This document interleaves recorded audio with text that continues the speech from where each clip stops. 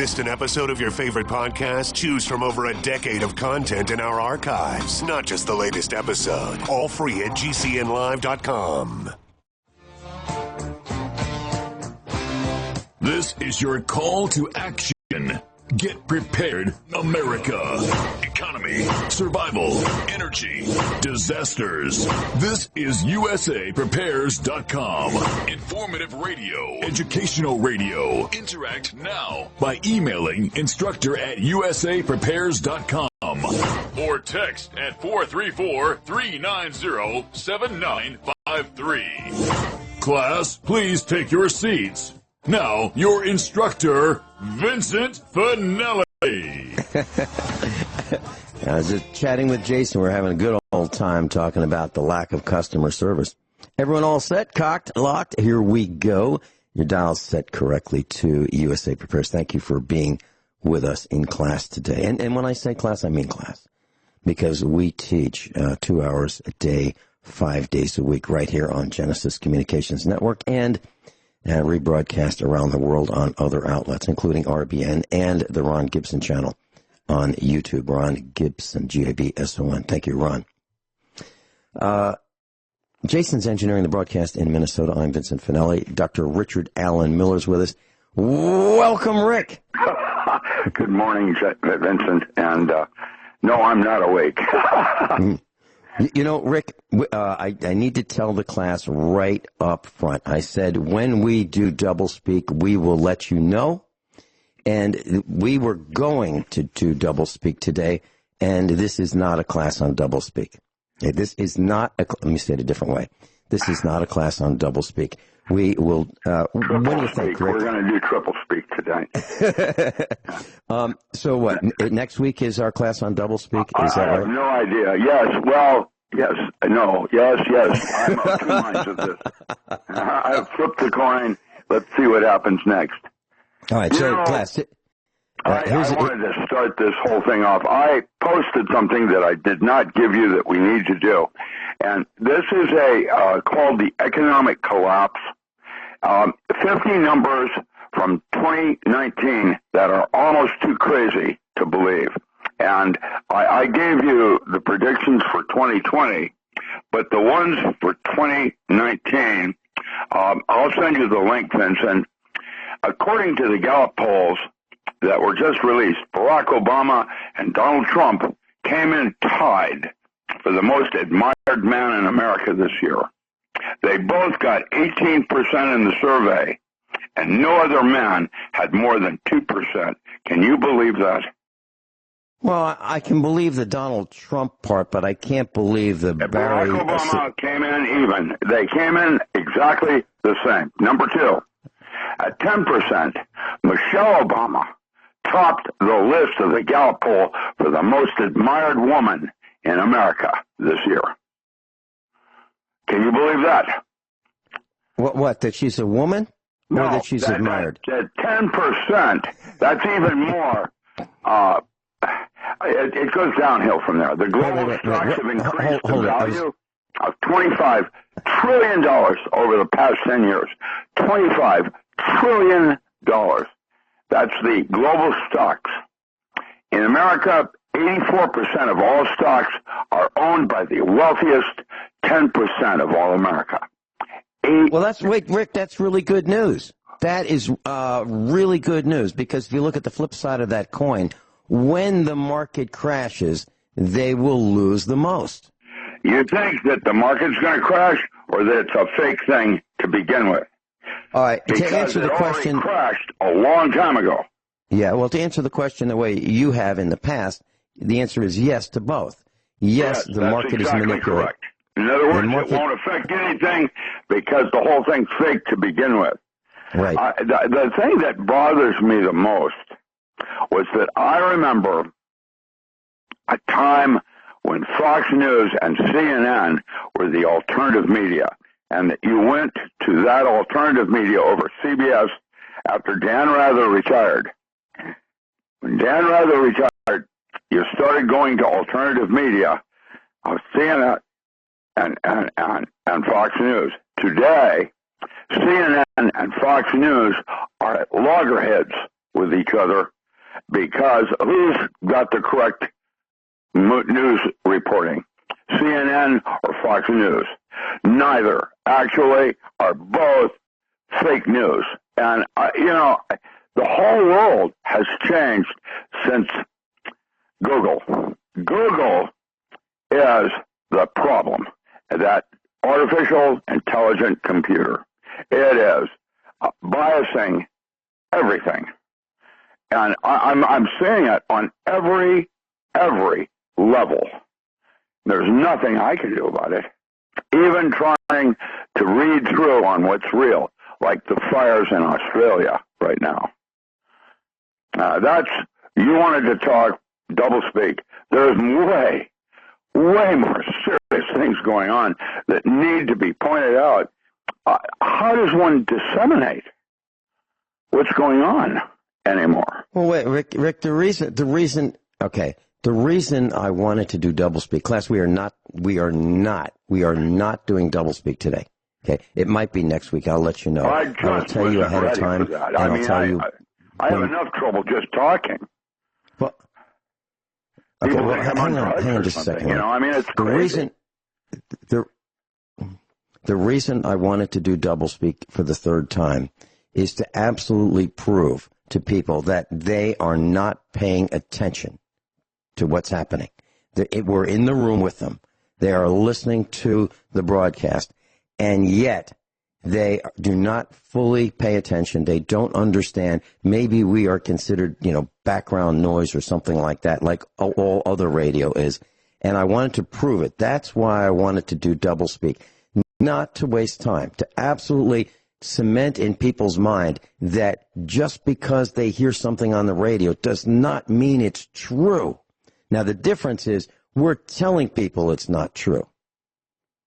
In other broadcasts, whether it be television or radio or in the print media or on the internet, they are reading things that are absolutely not true. I'm going to give you an example right now of what... Yeah, I sent your sheet to 10 people asking them their interpretation of that. Not one single person understood that it was a joke.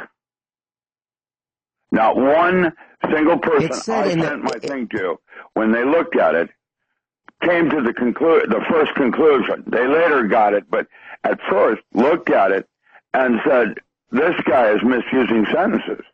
This guy is da-da-da. I sent you a few of those from really smart people. And none of them got it.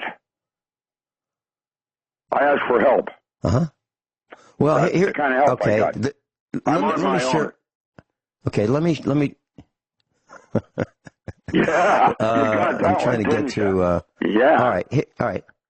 Well, no, it said in the subject line, doublespeak. It said that. They don't get what doublespeak when you open. That's another term that nobody got. Believe it or not. There, that's the cartoon I used to look at in the Sunday papers. Believe it or not. Remember that? Believe it or not. Yeah.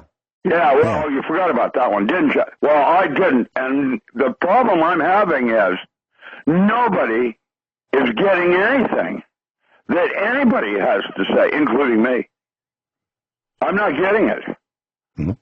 Well, that was the point that I was trying to make, and I didn't want to just say, hey, y'all, Ewans, yous guys, people aren't paying attention. Heads up. We are going down the drain.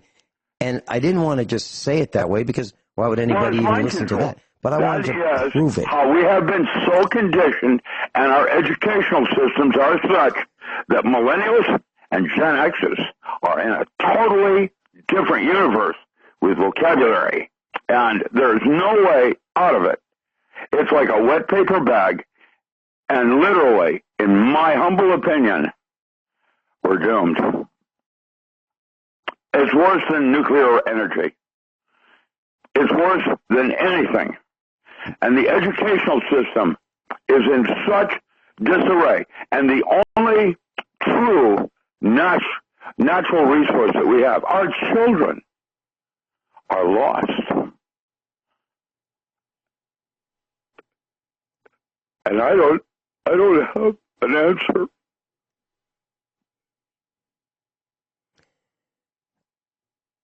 Rick, the answer is we have to take back the public school system.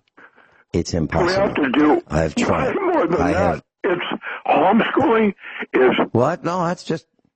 I don't understand why people don't even care. They're not paying attention.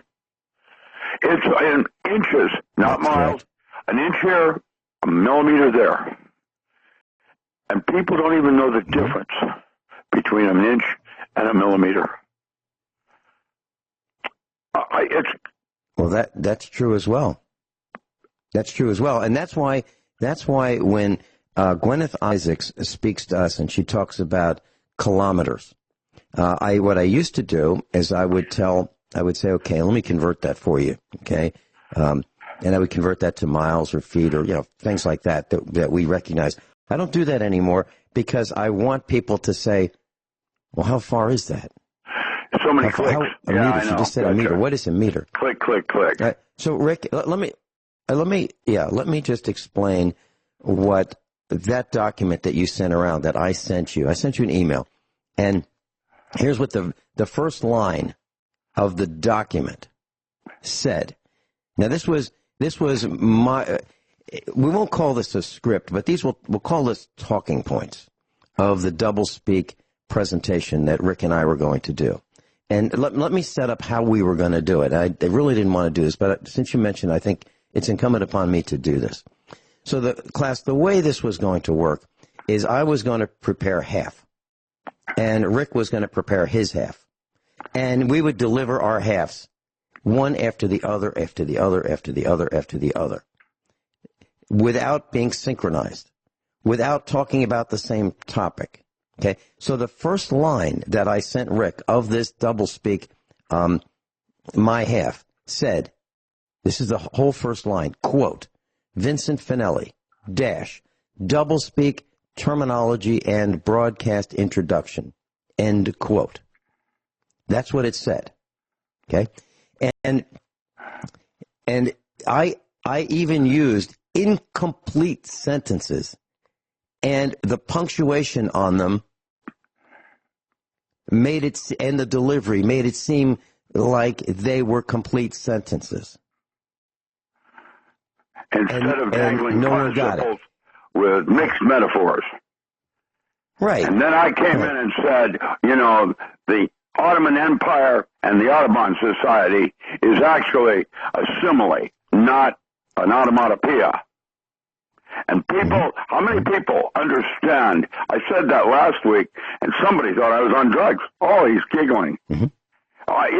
Really, I don't have an answer to any of this anymore. So I'm going to read just one of the sentences that I was going to say today in the Doublespeak presentation. While the terminology is different, the meanings are different and separate. Please understand that when we act on decisions that pervade,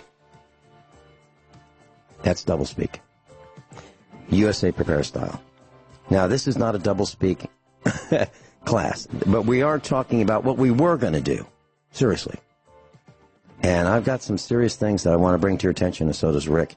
And this is true. Class, really, when I sent this document to Rick for his review over the weekend, several days ago, I ran it through the Fleisch-Kincaid reading index scoring system. And that told me the grade level at which this writing was rated. And it was rated at the 27th grade, 2-7. Now, honestly, I don't know anyone who has achieved the 27th grade. Rick, do you? Yes, I was the one that showed you that frog index. No, I know that. Well, no, I'm trying to say something. Okay. Originally, that was scientific writing. That is the rules for scientific writing that I had to learn when I came out of graduate school and started working at Boeing. That was the first thing that they did when I worked Lunar Base Alpha 1, how to write frog index. And you had to be under 10 in order to have that be a document that would be acceptable at Boeing. Yes, and I learned that too at the university. That yes, and what that means is you have to have. Well, it depends on how there are different indices. That's right. Now you're getting the bigger picture. Thank you for making that distinction. Yes. But I was taught in the master's level training that I received at the university that I had to write for the 10th grade. Otherwise, people would not be able to understand it. Is that what you're talking about? Yes and no. It had to do with very, very good, and you take out the very, very, and it was just good.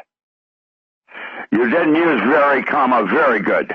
You put in good, period. You took out very, comma, very. That's three things you took out. Very, comma, and very good. You took out very, comma, very. And if you did good, that was correct, and very, comma, very good was way incorrect. And you know, it's interesting that you say that. Way incorrect is incorrect. It was correct, not incorrect. It was very correct, not correct. Correct is correct. So what? See, that's what I was doing. Yeah, last week, only nobody got it. What I did? Speaking really doublespeak without doublespeak, and being correct without being incorrect. Oops. Did that make sense? I was being correct without being incorrect. That's what you said. Frog index. Right. Well, so I wrote this and I ran it through the Flesch-Kincaid scoring system, and it came out with grade 27. And literally, I don't know anyone who has achieved grade 27, unless you have. It has to do with vocabulary and the distinction between an automatopoeia and a simile, using a dangling participle with mixed metaphors. Yes. And some of the words that I used to achieve pyrogenic. No, some of the words that I used to describe the pyrogenic axes was the memorial illusionary persistence of adhesive lubrication, considering reductive forensics and half-wave inversion multiples. Magazine, but just before you passed out, a giant 6-foot waffle iron giggled at you that if you're enjoying the rush, wait till the rush hits. And that's a direct and you're talking about centripetal delusion. And you're talking about metaphor. Yeah. Because nothing relates to something else. A metaphor, it was Gregory Bateson that said, what is your metaphor but to serve your paradox? And so what you did is you had a paradox out in your meadow. Yeah, right. Well, and what you're talking about is the triordal resonance. Yeah, in the field. In the field. You know, not within a Faraday cage, but just out in the field. So, Rick, what we're trying to show, literally, is that people are not paying attention, and that language is changing to our disadvantage. So, for example, what we're finding is that doublespeak is pervasive. Literally, it is everywhere we go. And it is confusing us. So, for example, if there were an advertisement, I could really pick on some of the advertisements I've heard on the radio, but we'll get thrown off if I do. So I'll talk about cheese balls when we come back and how doublespeak could be used to advertise cheese balls. And it will sound real. It really will. We'll be right back. So Rick and I are talking about doublespeak without actually using doublespeak. Well, we've told you a couple lines from in my presentation that was actually what I was planning on saying. But here's an example of how doublespeak, newspeak, Orwell speak can be used, and we won't even know it. So, for example, let's say, and I'm making this all up, okay? So this is a hypothetical example.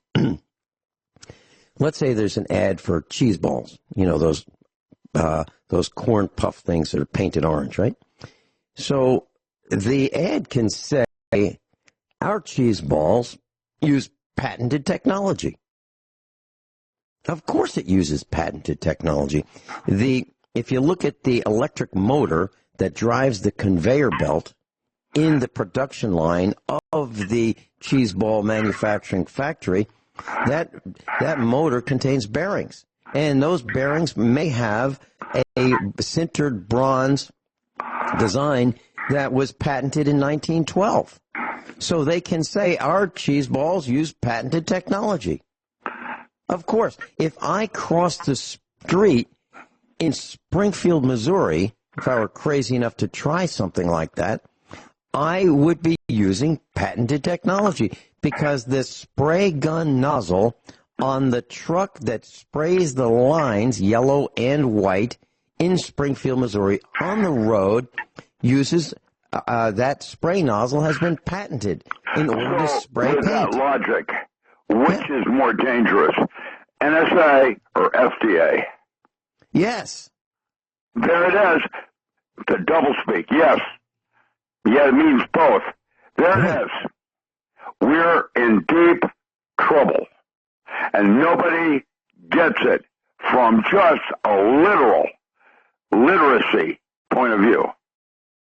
Well, we're as dumb as a box of rocks. I mean, the GDP, and that's why I keep referring to the GDP. Like if you go to court, they use a lexicon that most of us don't know. It has, in fact, Avram Moles that wrote a book on mathematics called Aesthetic Perception and Information Theory, where he talks about redundancy coefficient.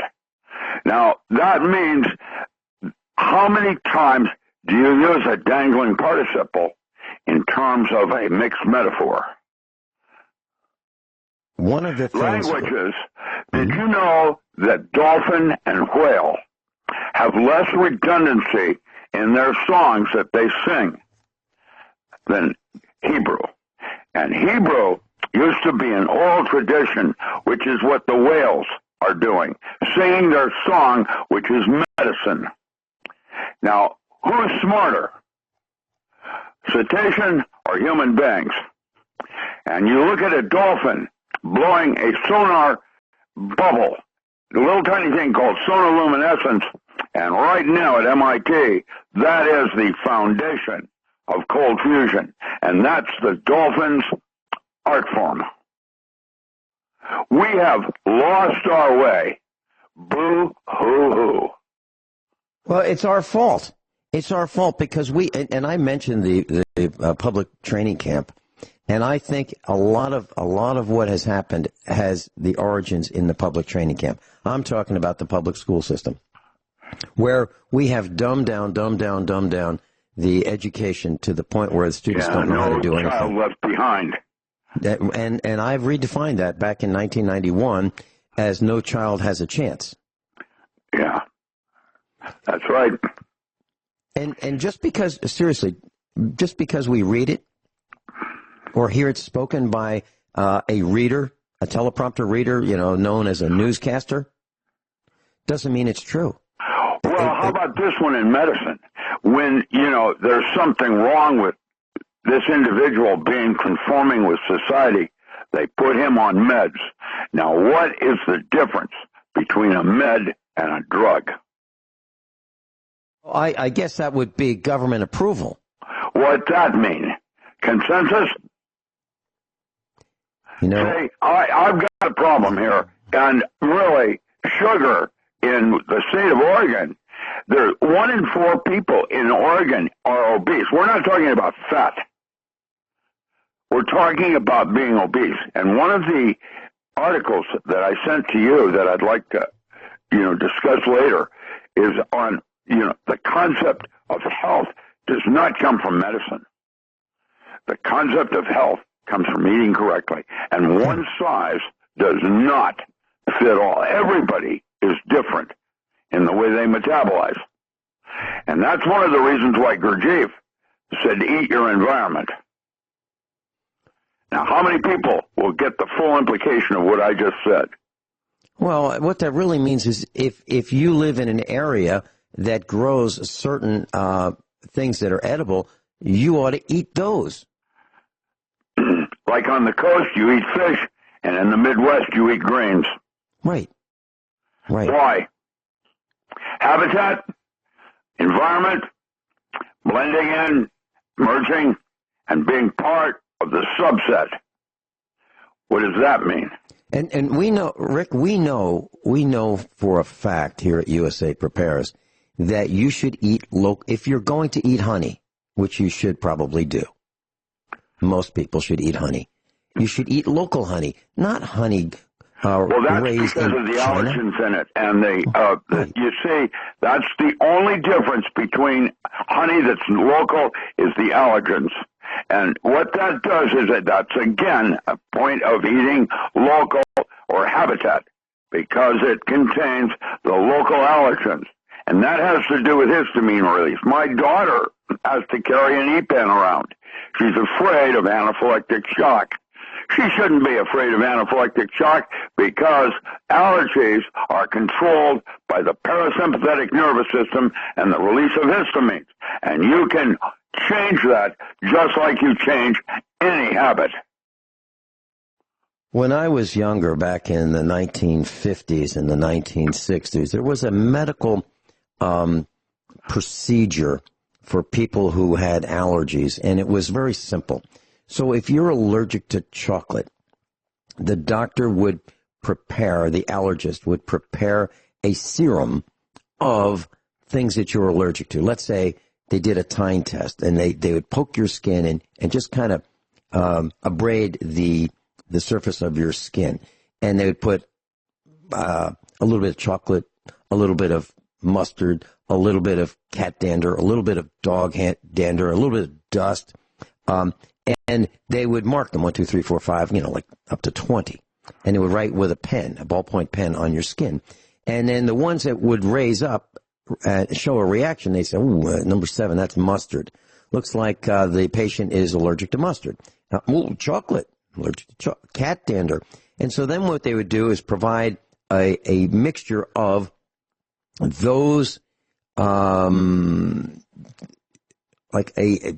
guess it would be a serum of cat dander, mustard, and they would inject that under the skin. How you present yourself in forming up an allergy resistance to measles. Right. So over time, you might get, a 1 unit week number 1, and then 1 1/4 units week number 2, and 1 1/2 units week number 3, and so forth for a couple of years, and then your body would develop an immunity to the cat dander, the mustard, the chocolate, whatever it might be. And that was treating allergies. That's how they used to do it. Yeah, that was because you were controlling the release of histamines like you would with snake bite. You cool the system down so the body's response slows down to the overreaction. That is the first training I did with Navy SEAL. So they were not having allergies going into Iraq. And I believe that system works. I really believe it does work. That's why we used it. Mm-hmm. Well, Rick, let me share something with you that, and we're being programmed. And I was up late one night in the last week, and I was looking at reading stories on the internet, and I came up with this link, and it said baby boomers think these are cool but aren't. So these are, so you're a baby boomer, I'm a baby boomer. So this is what, Rick and Vinny think are cool, but, we're idiots for thinking this is cool. Okay. Number 1, landline. Now, what I'm talking about is this is doublespeak. This is misinformation. This is to make you think differently from what you know. Why is it not hot instead of cool? Right. Well, it is hot and cool. I mean, when I was growing up, things were really hot, which meant they were really cool. Well, it's both. How's that work? Right. Literally in the 1950s, that was really hot. And then a couple years later, that was really cool, but it's really hot and cool. Meaning this means it's really nice.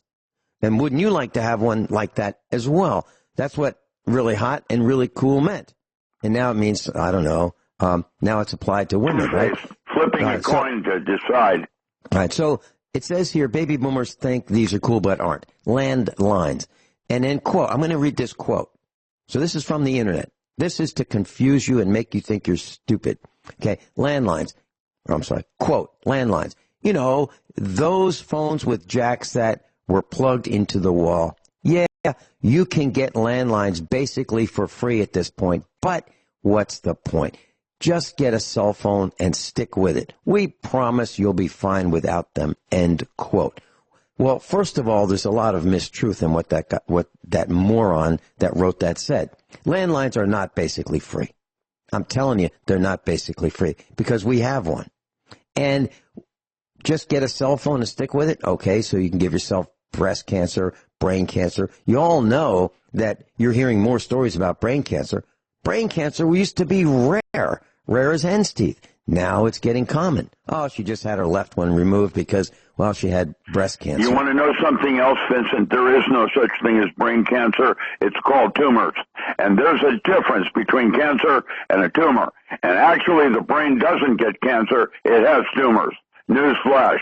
And there it is. The whole of the end of it.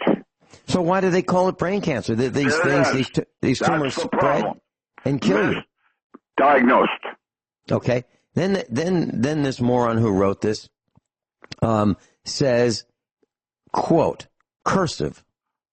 Cursive doesn't actually help. While it may look pretty, it's honestly an outdated waste of time, end quote. This guy is a world-class moron that wrote that. Cursive is great. It's faster. And when you use cursive writing, or when you write by hand, you're running through the brain another way, and it helps you remember longer, deeper. Yes? Do you agree with that? Okay, but this guy says, quote, cursive doesn't actually help. While it may look pretty, it's honestly an outdated waste of time, end quote. Another thing this moron says, bar soap. Quote, bar soap. Bar soap is gross and way more tedious to deal with than liquid soap. We all know that boomers with weak baby boomers, weak knees and hips, that dropping the soap in the shower could lead to all kinds of trouble.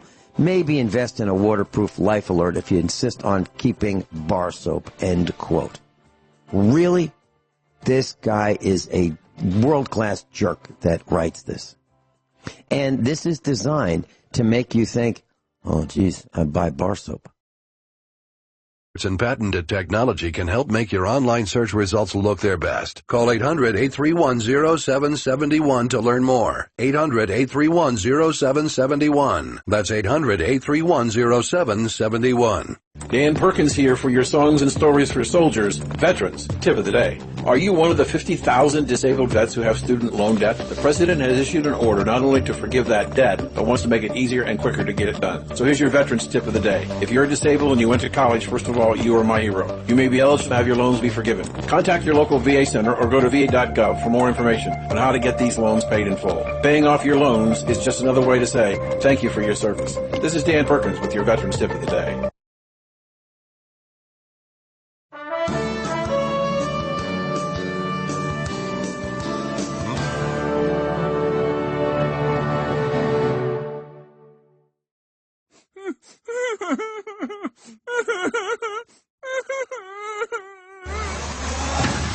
No whining. Only expert guests and seasoned opinions. Instruction that matters. At the controls, Vincent Finelli. Hour number 2 of USA Prepares. Rick Miller and I are talking about Doublespeak. We were going to do a presentation on Doublespeak, and instead what we're doing right now is telling you what Doublespeak is, how to recognize it. And let me give you a couple thoughts to think about.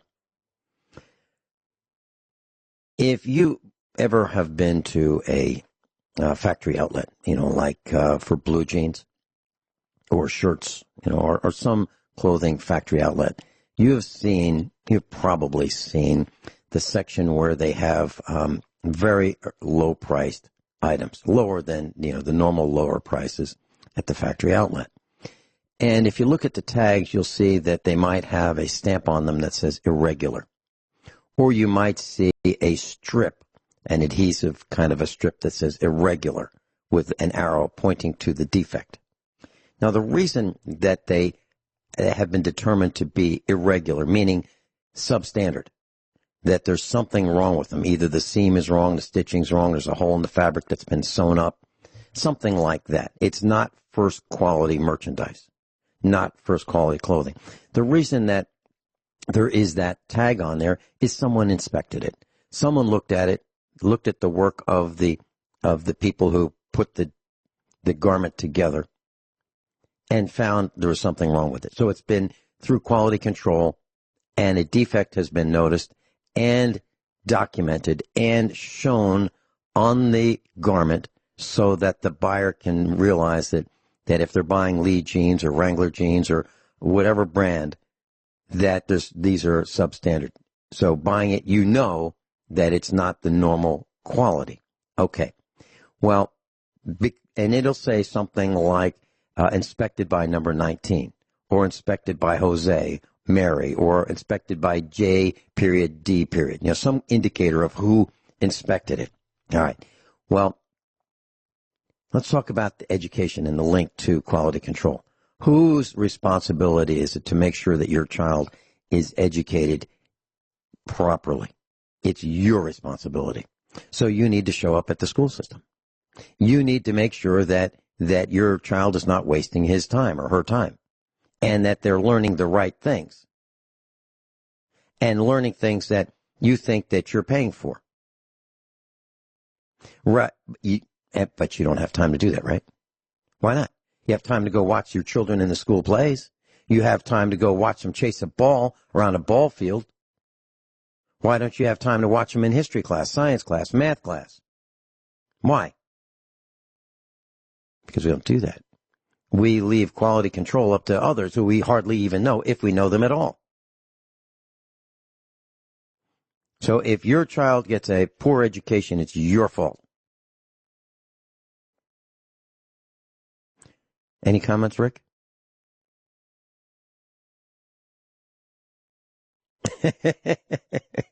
Where's Rick? What can I say? You know. Well, do you agree, or do you think that what I said is incorrect? Well, it's an embarrassment to be an American today. Rick, I have been in the classroom as a consultant. I would be in the classroom as a computer consultant. I've been in I'd sit in the back of the history class, math classes, science classes. When our children were very young and they were being educated at the public training camp before we took them out of the public training camp, I would sit in the classes and I would watch what was happening. I was aghast, absolutely aghast at what was happening. Class, what kind of government do we have? A democracy. And all the children would say, a democracy. And the teacher would say, yes, very good class. All you have to do is hear that and know that the rest of it is just as bad. We do not have a democracy. Or a republic. Well, now we don't. Now we have, I would say, something more like an autocratic rule. More like a communistic system, because 70% of America right now has some kind of financial difficulty. 70%. Well, during the first Great Depression, not the one we're in now, but during the first Great Depression, 25% unemployment. Those were real numbers, 25%. Now, I think it's higher than 25%. And most families don't have $500 to buy a set of tires. You know, if they had to get them. Most people are in debt with credit card debt that they can't get out of. And the rates are really high. I mean, we're looking at 19 plus all the way up to 29.9% credit cards. We're allowing this to happen. The news is complicit. They are the media is complicit, I should say. They're allowing this to happen. It's kind of like the people who are in charge say, I don't want to rock the boat. because, boy, it'd be awful being like the rest of those people. You know, like the ones who are watching television. Boy, it'd be tough to be like them. You know, the bottom 93%, as Rich Friedman would say. The bottom 93% would be us. There's a Netflix series on called Daybreak that's worth watching. I don't know if you've taken the time to watch I have that not seen one. it. It's unbelievable in terms of the metaphors used inside on how the different gangs at the end of days would form. It actually projects exactly what's going on in our school systems. It's terrible. It's terrible. I remember when one of our boys decided he wanted to go to school, and I said, "I'll tell you what. Well, let's just see what it's like to go to school." So here's what we'll do. And this is when we lived in Virginia, and I was a consultant for the Virginia public school systems when I said this. I said, "Look at what's going on in Virginia now." Well, I'll talk about that in just a second. So what I said was, I'll tell you what, here's what we'll do. We'll get up at 6 o'clock in the morning. And we had a farm back then, and we had a computer manufacturing factory. I said, so we'll get up at 6 o'clock in the morning, and I want you to sit out here and look out the window until the bus comes. The bus came right past our house. So our son, sat looking out the window, and he was waiting for the bus. I said, okay. So here's the bus. Now, it's going to take about 45 minutes for the bus to get to school. So sit here for 45 minutes. So he sat there for 45 minutes. And then I said, okay, so now you'll be walking into school and you're going to sit down in class. So sit down. And so now you're in class. Now you're going to wait about 15 minutes for everybody to get together. And then some students are going to go to breakfast. But you're not going to go to breakfast. Because you can eat at home. You can afford to eat at home, but not all the students can. So they're going to go to breakfast. So you're going to sit and wait for them to have breakfast. And then when they come back, then you're going to start your first class. And then about 15 minutes into your first class, some people will be told to sit down. And then when that class is over, you all go to the boys' room. Now, only 3 of you can go into the boys' room at a time so that there's no fighting. And so you're going to wait for about 30 minutes for all the class to go in and out of the boys' room, wash your hands, maybe, hopefully. Then you're going to go back to class. You're going to have 2 more classes, and then you're going to have lunch. And then you're going to sit through 45 minutes of lunch, and then you're going to come back. Then you're going to go to the boys' room again. Then you're going to have, and I explained to him that actually he would have maybe 2 hours of education. And I said, now you can do all this, or if you get up at 6 o'clock in the morning and we homeschool you, you can be done by 8 a.m. You'll have 2 hours of education by 8 a.m. And you can do whatever you want for the rest of the day. What do you want to do? You want to go to school? And he said, heck no. Why would I want to go to school? It's a waste of time. And most of the time that students are in school, in the public training camp, going to it or coming home from it is wasted time. It's being yelled at. Sit down, shut up. You're going to the principal's office. Threat after threat after threat, because the lowest common denominator is causing all these problems in schools. And I talked to the principal about this. I said, so how do you put students in classes? Do you take the best students and put them in one class and put the middle students in a middle class and put the ones who are having a tough time in a class that goes a little slower for them or a lot slower for them? No, we don't do that. We take the redbirds, the bluebirds, and the buzzards, and we put them all in the same class. So what happens is the teachers during summer vacation will all meet. So the 4th grade teachers will look at the students coming into their class, and they'll have the list. And the first teacher, let's say there's 3 public school 4th grade teachers. The first teacher in the 4th grade will say, okay, I'll take Joe. And the second teacher will say, I'll take Tom. And the third teacher will say, I'll take Mike. And they go right round robin down the list until all the students are done. And when they get toward, the lower 3/4 of the list, now they're picking the bluebirds and the buzzards. Down to the buzzards. Nobody wants them, but they get them anyway. So now the classes are running at the speed of the lowest common denominator. It's idiotic. But that's what's happening. I know it's happening. I was there.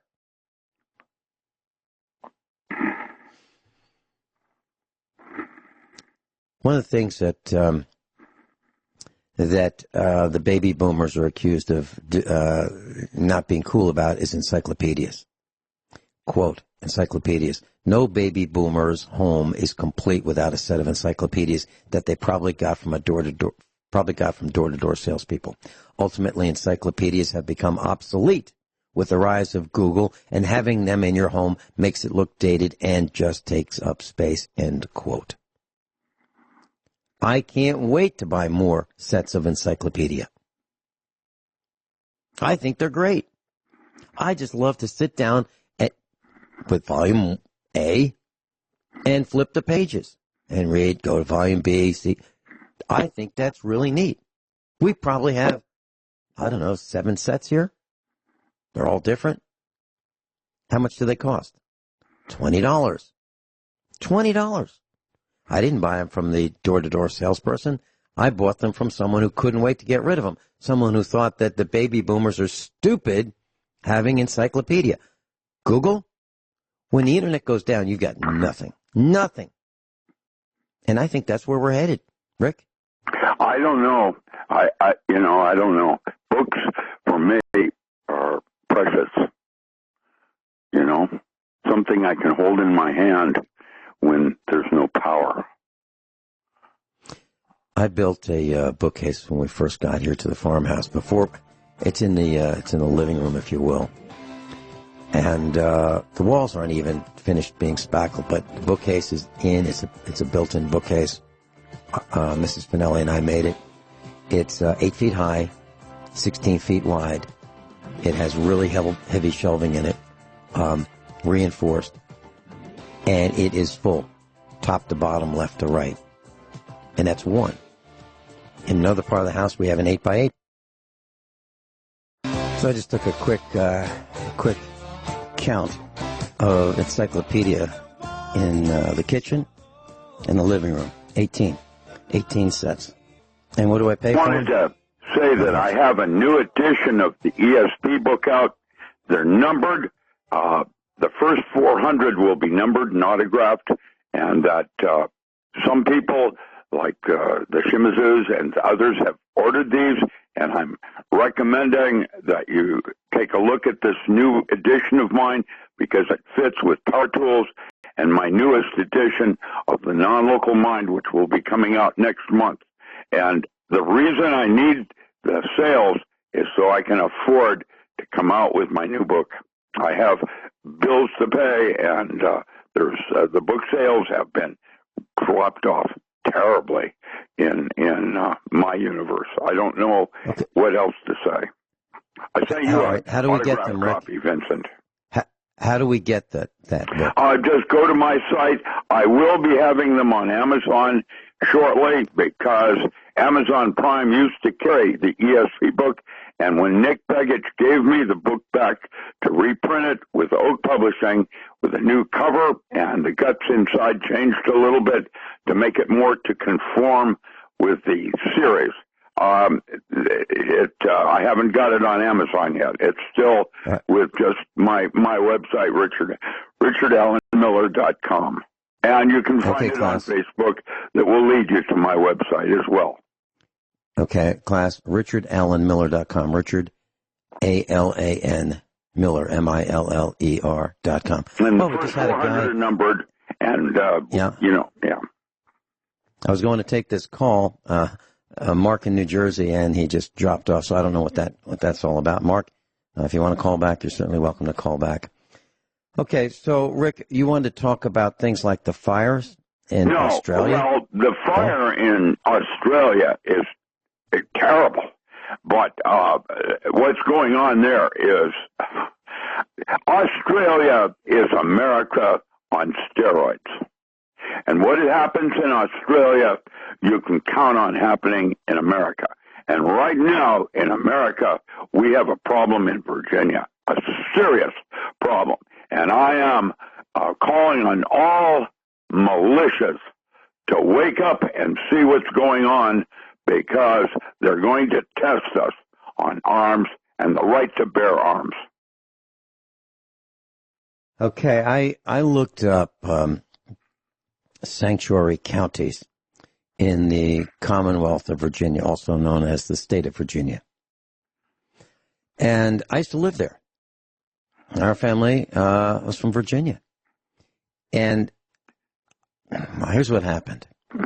I was on my way to visit my dad in the hospital every day with my mother and my wife and sometimes our children. And my dad was in a horrific automobile accident, a crash. A guy fell asleep at the wheel and ran him off the road on a 2-lane highway, 1 lane each way. And my dad went up onto a bank to avoid this guy. He just drove right into him head on, 55 miles an hour each. Remember my dad saying he was in the war, World War II, and he never heard anything as loud as that crash. And so he was in the hospital for months, intensive surgical trauma, intensive care. The same team that worked on Christopher Reeves at the University Hospital in Virginia worked on my dad. And so every day I would go from our farm to Charlottesville, Virginia. And there was a 2-lane road, back road, and there was a gauntlet there. Police cars, lights, tow trucks, backup on this 2-lane road.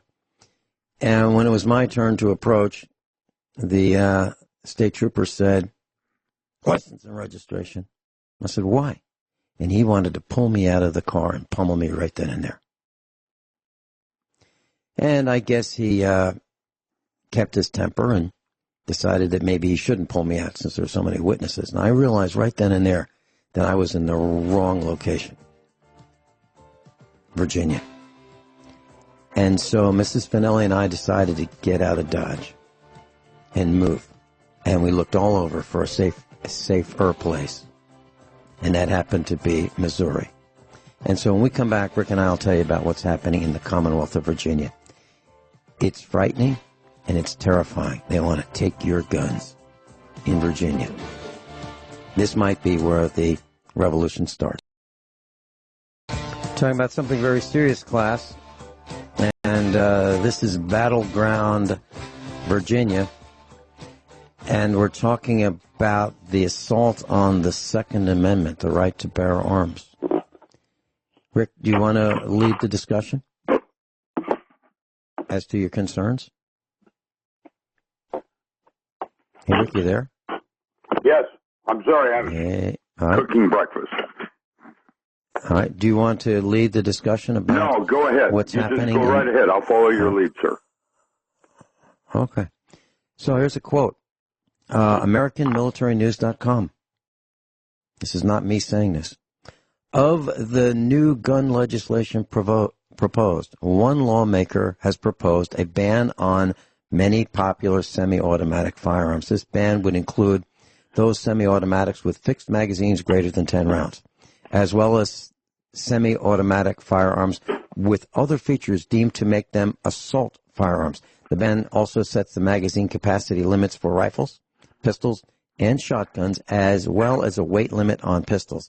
Other firearms attachments and features are also included in the bill, and the measure would not include an exemption for gun owners who currently possess those listed firearms and accessories. What they're saying is if you have a firearm that they have now determined to be against the law in the Commonwealth of Virginia, you will be a felon. That's what that sounds like to me. Now, they pulled this same nonsense in the state of Missouri years ago with a House bill. Rory Ellinger and Jill Shoup were the sponsor and co-sponsors. And I went after them with a vengeance. I mentioned this. I gave out the cell phone numbers of those two alleged representatives. And by the next afternoon, the bill was dead. And those who work in the state government of Missouri know very well what happened to Jill Shoup and Rory Ellinger. They were beat up on the phone by a barrage of phone calls. How dare they try to pull a stunt like this? Rory Ellinger, and they were from the St. Louis area. And everybody talks about that. Oh, yeah, boy, well, you don't want to pull a stunt like that in Missouri because you remember what happened to Rory Ellinger and Jill Shoup. Well, I gave out their phone numbers, and all I did was call the state capitol. And I said, hi, I don't have Rory Ellinger's phone number. May I have it, please? And I got and Jill Shoup, please. Thank you so much. And then I gave it out on the air. And they were on KMOV, St. Louis television, the next day, saying, I don't know where these guys got our phone numbers, but they've been calling us and yelling at us and screaming at us, and gosh, it's awful. Well, what really happened was those two representatives, it sounds like the same bill to me. It's just resurfaced in Virginia. Those guys probably got a boilerplate bill from some organization who writes these bills, because these alleged representatives aren't all that smart to write these things. So somebody wrote it, some boiler room in probably outside of Washington or inside of Washington wrote this. And they said, hey, you can be a hero. You know, we've got this bill. Just put your name on the top of it. Get a co-sponsor and you're good to go and you'll be famous. Well, I think that's what happened. So this has resurfaced. Same kind of thing. Cartridge count, certain grips on shotguns. Now, when this happened in Missouri, you would be a felon if 90 days after this bill became law. You would be a felon if you were in possession of one of these firearms. So what was legal one day, 90 days later, is now illegal. And you had the choice. You could give it to the government without compensation. Here, would you please take this? I paid $1,000 for it. Would you help me? Would you please take this? Thank you so much.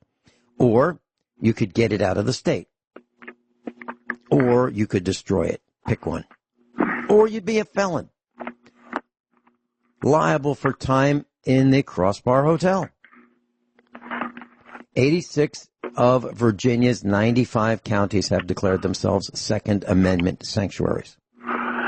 And of those 86, all of the districts where I was a computer consultant have declared themselves as sanctuary counties. All of the ones. Now, those are rural counties. Now, who is not part of this? Well, that would be places like the big cities in the Commonwealth of Virginia. Let me give you the names of them. Alexandria, Virginia, right? Well, Washington, D.C. area. Charlottesville, big city. Danville, big city. Emporia, Fairfax. That's a bedroom community for the District of Criminals. Falls Church, Virginia. Fredericksburg, another bedroom community for the ilk of Washington, D.C. They can live in Fredericksburg and commute to the District of Criminals. Hampton, Virginia. Now that's near the Navy base. Harrisonburg, Hopewell, Lexington, Manassas Park, Newport News, Petersburg, another city. Portsmouth, Richmond, Salem, Suffolk, and Williamsburg. Those are the cities who are remaining as of December 10th, not listed in the sanctuary areas. There's only 3 counties that are not part of the sanctuary cities: Arlington, Clark, and Fairfax. So what we're looking at is the Commonwealth of Virginia telling people who live there that even though you're not a felon, even though you're allowed to have these weapons, even though you've already bought them, you will not be allowed to have them anymore. Now, is that serious? I think it is. Because I am not going to live in a place where I can't defend myself. And when I say, everyone all set, cocked, locked, here we go, I am cocked and I am locked. Other people say locked and loaded. I'm cocked and locked. I am ready. Ready for what? Everything. I'm ready for anything that comes my way, or at least I try to be. Am I armed in the studio? You bet. Am I armed on the tractor? You bet. Are our children armed? You bet. Is Mrs. Finelli armed? You bet.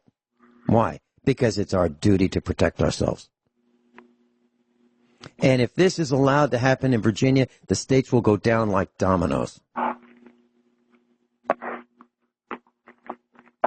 You'll be like England. We're not allowed to have a nail file. Any comments?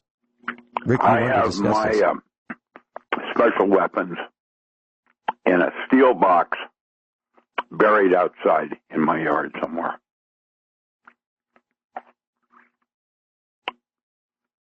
They're not in the house. They're not in my possession. And they're locked up in a steel chest. It's buried in the ground. Hoorah. You want to talk about this. Is this because you are concerned that we're going down as a nation? They're testing us right now.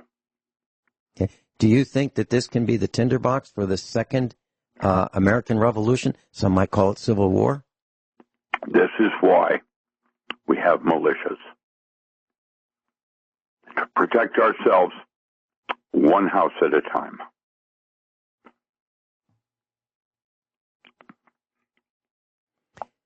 Okay.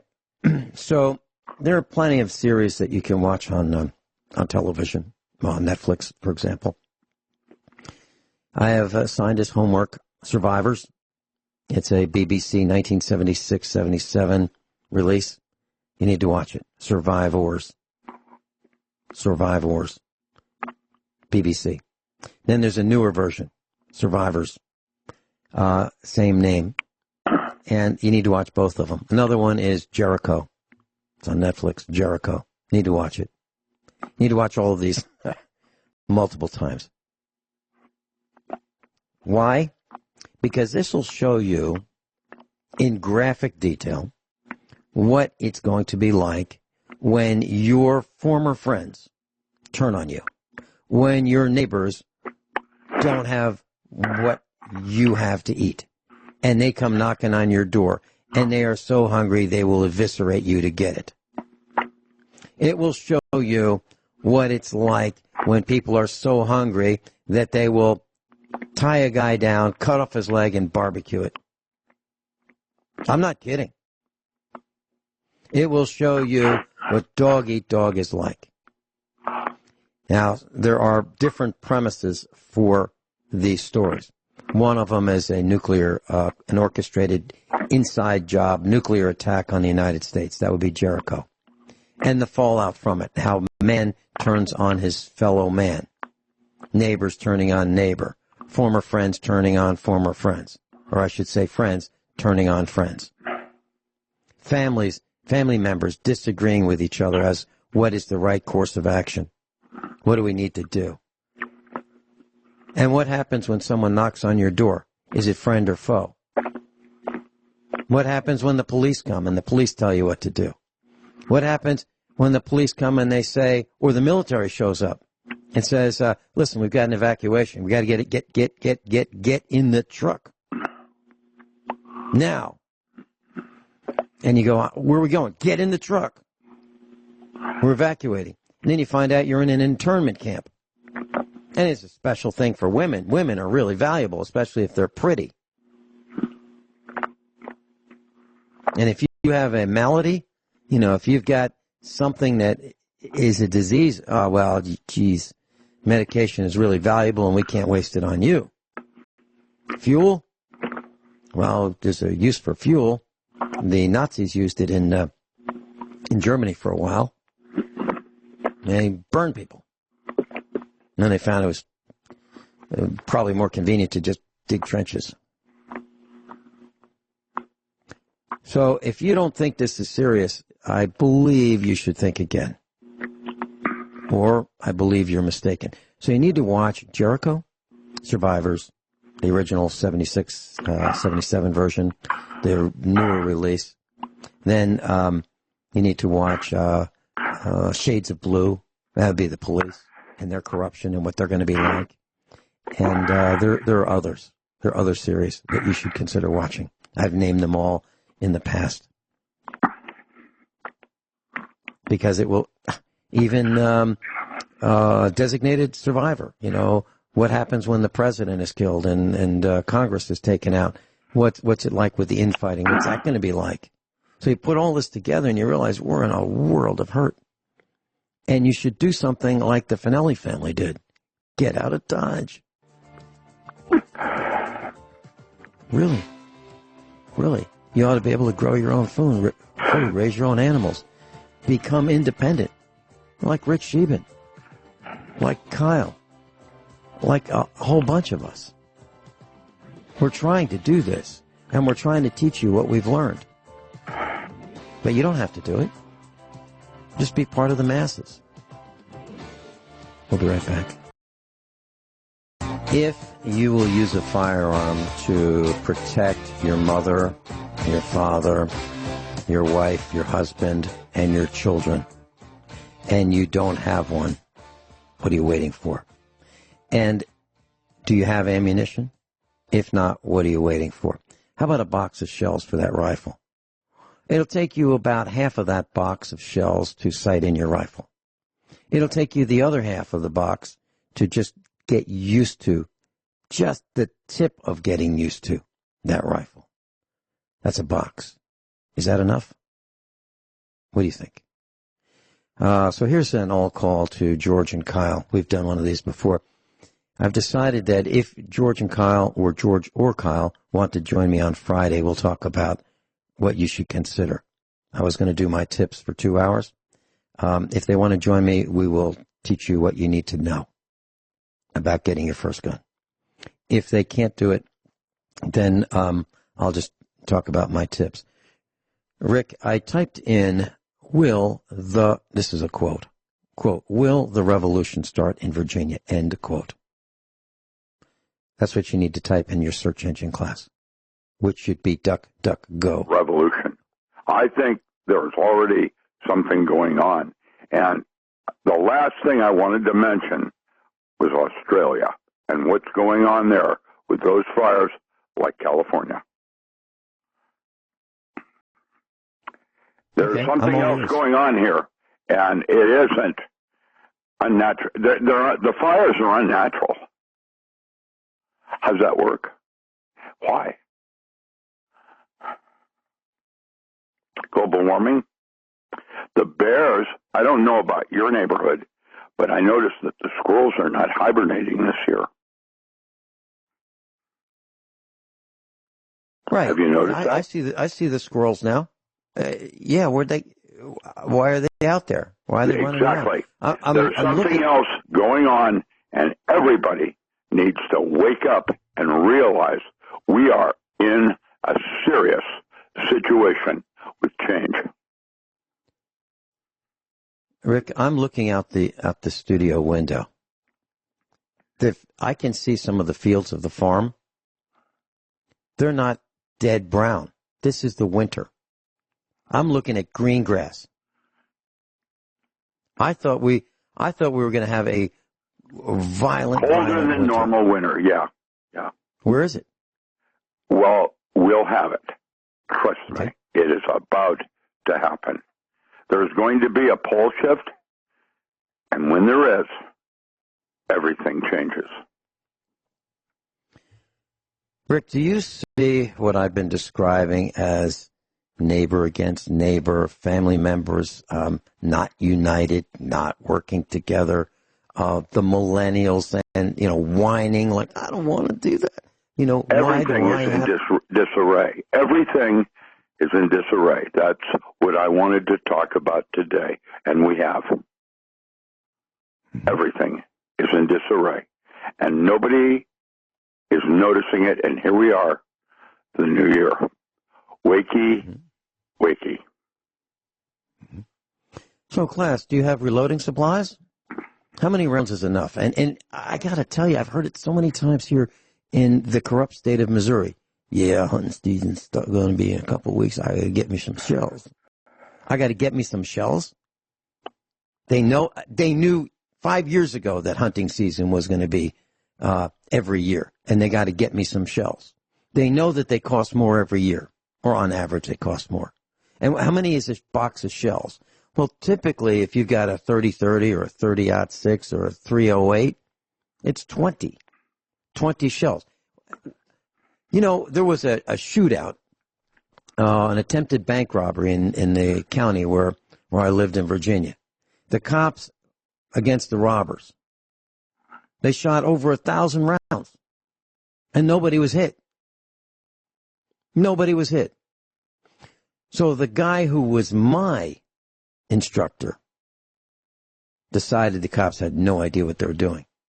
He was a former cop. So he volunteered to train the cops how to conserve ammo. 1,000 rounds. And nothing was hit. Well, no one was hit. Okay? Nobody. So what I'm suggesting that you consider, if there was a shootout and 1,000 rounds were shot and no one was hit, how many rounds do you need? How many? Is a box going to do it? 20? How about 2 boxes? 40? How about 5 boxes? 100? I'm telling you that I bought several boxes of 550 rounds to teach the Boy Scouts how to shoot. Several boxes at the Chinese factory outlet many, many, many years ago, actually decades ago. And the guy behind the counter said, man, these are 22s, 22 long rifles in bulk. He said, what are you going to do, start your own war? I looked at him and I said, if I was going to start a war, I wouldn't be using these. Unbelievable. You know, 1,000 rounds with a few Boy Scouts, that's gone in a couple hours. Just blinking, learning how to shoot. Class, I suggest you consider, if you are going to defend yourself, you get ready right now. And you don't have to register it in many localities. You can buy it privately from someone who's so stupid they want to sell a firearm to you, a non-felon.